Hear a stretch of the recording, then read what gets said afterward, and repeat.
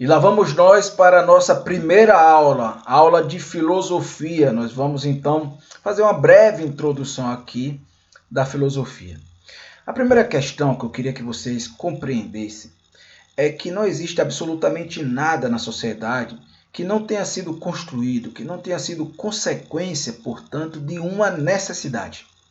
Se a gente fala, é porque nós tivemos necessidade de dizer algo. Ao longo da nossa trajetória, fomos aperfeiçoando isso, porque a maneira de produzir a vida, a maneira de viver, exigia, certo, cada vez mais necessidade de comunicação para que a gente, portanto, pudesse qualificar a nossa vida, ter melhores condições de sobrevivência, produzir melhor, enfrentar as adversidades melhor. Então, o exemplo da fala também é um exemplo claro de que tudo que existe é resultado, portanto, de uma necessidade social. A gente poderia utilizar esse critério, e a gente deve, na verdade, utilizar esse critério para compreender absolutamente tudo. Vocês percebem, por exemplo, que nós estamos agora nesse momento de produção das vacinas. Por que está sendo produzido vacinas para Covid-19? Porque existe uma necessidade de enfrentar, de dar cabo dessa pandemia, da pandemia do coronavírus. Então, a vacina é uma resposta a uma necessidade. Então, os seres humanos, eles foram se desenvolvendo, certo? Na medida que procuravam dar respostas às necessidades que surgiam. E esse processo de procurar superar essas necessidades exigiu do ser humano uma relação direta com a natureza. E isso é o que nos diferencia de absolutamente todos os animais. Os seres humanos, na sua relação com a natureza, eles não são apenas determinados pelo que é natural. Eles não são apenas determinados biologicamente. Mas, diferente de todos os outros animais, os seres humanos intervêm na natureza de maneira consciente para resolver as suas necessidades. Então, esse processo de transformação da natureza de forma consciente para resolver as suas necessidades é o que a gente chama de trabalho. Então, percebam, esse é o primeiro elemento que a gente vai ter que compreender, fixar, não apenas para a aula de filosofia, mas para qualquer coisa, absolutamente qualquer coisa na vida. É que o trabalho, que é exatamente esse processo de transformação da natureza de forma consciente para atender às nossas necessidades, é a condição que nos torna ser social, que nos torna seres sociais. E, portanto, se nós somos seres sociais, nós estamos num patamar superior ao dos demais animais. Especificamente por quê? Porque na nossa relação com a natureza nós agimos de maneira consciente para resolver nossas necessidades, ou seja, nós produzimos trabalho. Então, esse ponto de partida, ele é fundamental. O trabalho é a condição que nos torna ser social, é a categoria que nos define, vamos dizer assim. E tudo que existe socialmente é derivado de uma necessidade que a gente procura dar conta a partir exatamente dessa transformação consciente da natureza. Então, eu falei aqui do exemplo da vacina. Veja, o exemplo da vacina é uma demonstração clara de que há uma transformação da natureza ali no processo, há uma manipulação do que está sendo oferecido naturalmente para que a gente possa, portanto, resolver uma necessidade. Eu falei da linguagem, que também deriva de uma necessidade, e a gente, portanto, pode adotar esse critério para absolutamente tudo na vida. Veja, mesmo os capitalistas, para vender mercadorias, eles procuram dar conta de necessidades ou criar necessidades que não existiam antes para que a gente possa seguir consumindo. Veja, por exemplo, que, sei lá, há 30 anos atrás, talvez ninguém sentisse falta de um smartphone, mas hoje tem até doença, certo, psíquica, que as pessoas sofrem porque esquecem o telefone em casa, bate ansiedade generalizada, uma série de questões. Então veja, foi uma necessidade, podemos dizer assim, criada. Mas essa necessidade do smartphone, mas existia, podemos dizer assim, previamente estabelecido uma necessidade de nos comunicarmos melhor. A dependência que a gente tem do smartphone é que é superficial, digamos assim, da necessidade de nos comunicarmos melhor. Mas também é derivado disso que a gente está explicando aqui.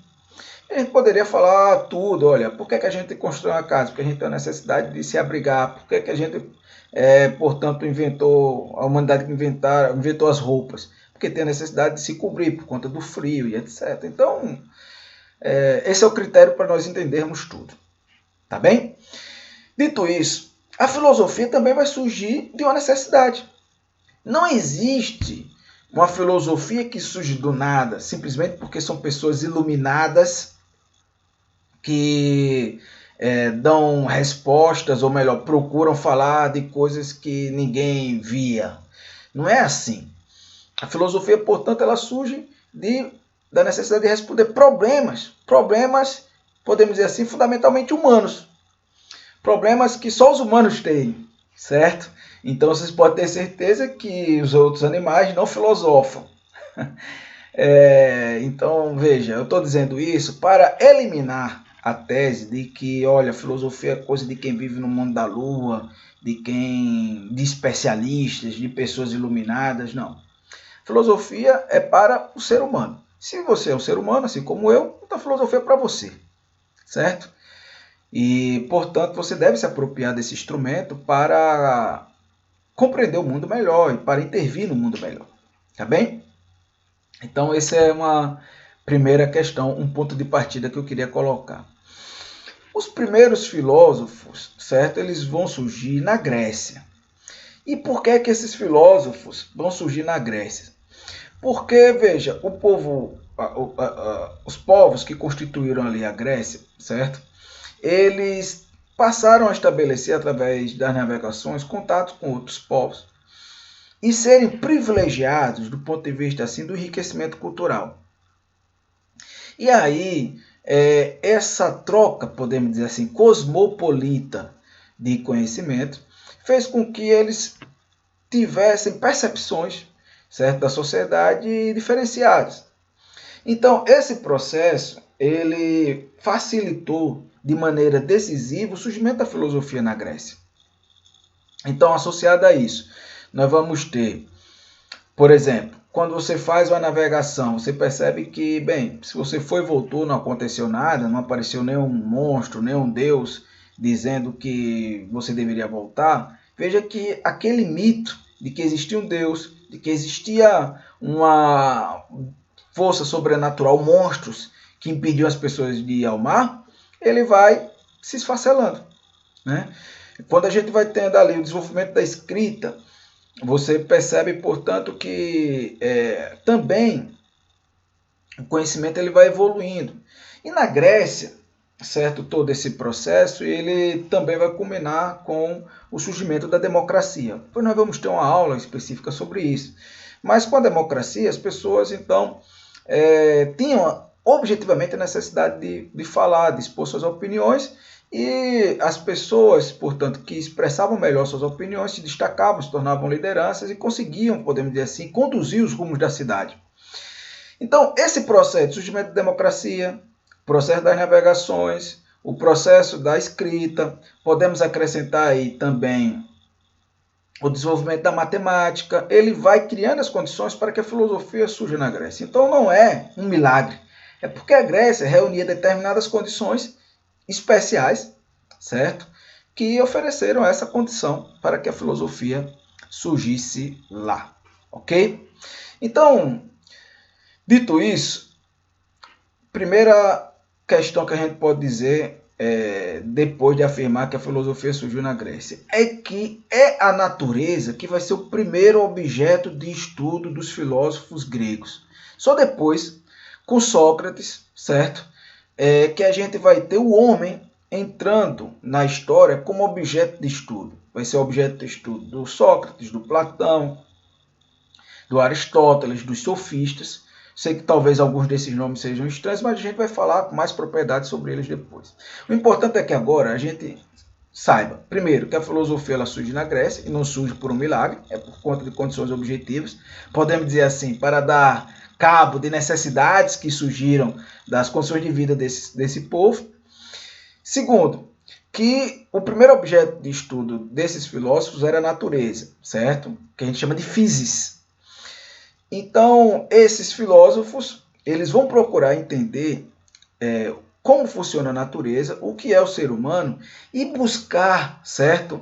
Uma essência que defina o que nós somos, e uma vez compreendendo essa essência, nós vamos poder viver melhor. Então, essa essência que os primeiros filósofos vão buscar é o que a gente chama de arqué. Depois, vocês vão ter acesso a materiais que vão, podemos dizer assim, facilitar esse processo, ok? De entendimento dessas palavras. Mas o importante é que vocês saibam, portanto, que o primeiro objeto era a natureza, depois que eles procuravam entender a essência, funcionamento do mundo e dos próprios seres humanos a partir de uma essência para viver melhor. Terceiro elemento, na moral grega, certo? Era necessário um equilíbrio entre a natureza e os seres humanos. Se por algum motivo o ser humano ou algo da natureza não estava cumprindo o que era, podemos dizer assim, determinado para ele provocaria um desequilíbrio e aconteceriam problemas. Então, na moral grega, certo, tudo que existe tem uma determinada hierarquia, certo, e cumpre uma determinada função. Tudo que existe na natureza, os seres humanos, os animais, as plantas, as árvores, os peixes, enfim, o que você imaginar, cumpre uma determinada função. E ele funciona bem quando está executando de maneira qualificada essa função. Se houver um abandono dela, a gente vai estudar isso muito melhor posteriormente, especialmente com o Aristóteles, mas se houver um abandono dela, vai gerar um desequilíbrio, certo? Que afetará todo o sistema. É como se o universo fosse um corpo integrado. Tá bem? Se meu coração não bombear sangue, o corpo todo vai ser afetado. Então, se as árvores não cumprirem a sua função de gerar frutos, todo o corpo será afetado, né? Toda a humanidade seria afetada. Se os sábios não produzirem conhecimento, então vai ser afetado. Se, portanto, o mar não tiver água ou não marear, vamos dizer assim, como está determinado pela natureza, toda a estrutura será afetada. Isso é muito interessante, certo? Porque, por exemplo, quando a gente está analisando aí o coronavírus, como essa pandemia surgiu, nós vamos observar que ela é derivada de uma intervenção brutal que os seres humanos têm feito no ecossistema para, especialmente a burguesia com a Revolução Industrial, para obter lucro. Então, essa destruição da natureza para obter lucro, promovendo, podemos dizer assim, para resgatar os gregos, o desequilíbrio, tem consequências que afetam o todo. E no caso da nossa consequência, é a pandemia do coronavírus. E outras pandemias que já aconteceram antes, e outras que, porventura, se o capitalismo continuar existindo, vão surgir. Então, nessa primeira aula, eu quis mostrar que tudo que existe socialmente é derivado de uma necessidade, que o ser humano produz trabalho, que essa é a condição que o torna ser social, que trabalho é o processo de transformação da natureza desenvolvido pelo homem para atender às suas necessidades, que a filosofia também surge como uma necessidade, certo? Para os povos gregos, que tinham algumas condições especiais que permitiram com que ela surgisse ali, a democracia, a escrita, o desenvolvimento da matemática, as navegações, certo? Que os primeiros filósofos buscavam entender a natureza e que procuravam, portanto, uma essência que permitisse com que a gente funcionasse, vivesse melhor, buscando um equilíbrio a partir de uma moral que estava estabelecida. Esse elemento, para finalizar, de buscar compreender a natureza, integra uma desmistificação das narrativas que existiam. Ou seja, os caras começaram a perceber que, aquelas histórias míticas de deuses que controlavam a vida, etc., elas não fazem tanto sentido e que os seres humanos podem compreender efetivamente o mundo. Então, essa é a contribuição que a filosofia vai oferecer à humanidade. Só para fechar, Filosofia, ela se dá no campo das ideias? Sim. Mas qualquer ideia é filosofia? Não. A filosofia, portanto, é uma elaboração que tem um encadeamento lógico de ideias que procura dar respostas, certo? A problemas que nós apresentamos. Portanto, a gente destacar, porque filosofia não é só um pensamento, é um pensamento que tem um objetivo. Qual o objetivo? Dar respostas a determinadas questões que surgem ao longo da nossa trajetória enquanto espécie. E assim, se a gente perceber isso, cada momento da história vai ter determinados problemas e, portanto, uma filosofia ou várias filosofias que vão responder aqueles problemas de determinada época. A gente precisa estudar o Sócrates, o Platão e o Aristóteles, mas não vamos responder os problemas da nossa época apenas com Sócrates, Platão e Aristóteles, porque eles procuraram responder os problemas da sua época. A gente vai ter que responder os nossos. Conhecer o passado é fundamental para a gente perceber o lastro de desenvolvimento que nós temos, mas só isso não dá conta. Tá bem? Então, isso é uma dica fundamental, porque isso diferencia, vamos dizer assim, as ideias frágeis que a gente vê aí na internet sobre o que é filosofia. Muito importante dizer também que filosofia não é ciência, certo? A ciência exige uma experimentação, no caso da filosofia, não obrigatoriamente. E que a filosofia, também diferente da ciência, não tem um único objeto de estudo. Tudo é objeto de estudo da filosofia. Já para a ciência, tem um objeto de estudo específico. Por exemplo, a física estuda o movimento. Então, o objeto de estudo da física é o movimento. Tem ali um objeto definido. E assim para o conjunto das outras ciências. Já para a filosofia, tudo pode ser objeto de estudo, inclusive a própria física. Tá bem? Não vou prolongar muito para que a gente tenha mais dinâmica. Na próxima aula, a gente dá sequência a essa introdução. Um grande abraço e até lá. E não deixe de enviar as perguntas para o grupo do WhatsApp.